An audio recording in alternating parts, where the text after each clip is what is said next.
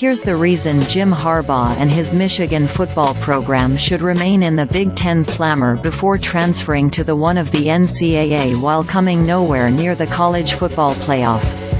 Yes, Michigan is a big deal, especially since Forbes said in the fall of 2019 before the pandemic that the Wolverines were third among most valuable college football programs with a 3-year average revenue of $139 million.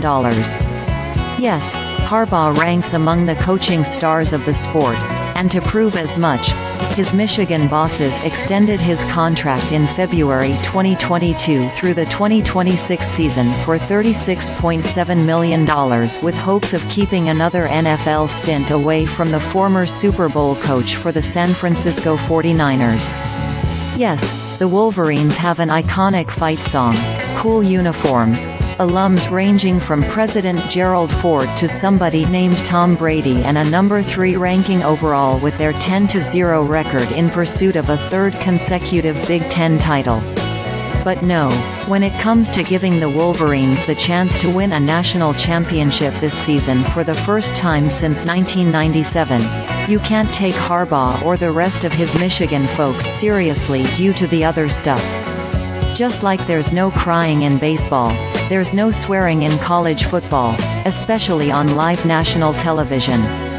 I mean, did interim Michigan coach Sherrone Moore really look into Fox cameras Saturday at Penn State, where he replaced the Big Ten-suspended Harbaugh for the afternoon along the way to a 24-15 victory for the Wolverines, and say, "The Lord," and several curse words in consecutive sentences?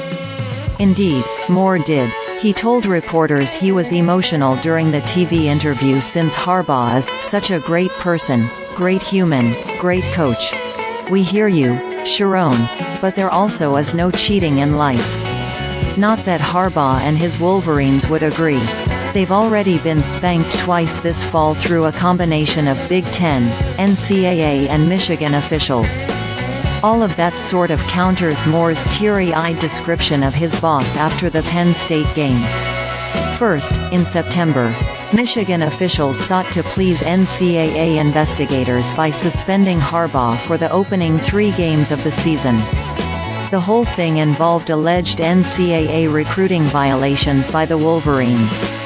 Even though the case remains unsettled, those NCAA investigators said Harbaugh lied to them about something involving the case.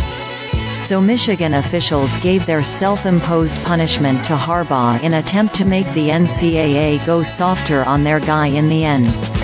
Then came the latest Harbaugh-Michigan mess. Big Ten officials suspended Harbaugh for those 3 games after they determined former Michigan staffer Connor Stalions led a sign-stealing operation over multiple years to violate the conference's sportsmanship policy. The NCAA is still investigating,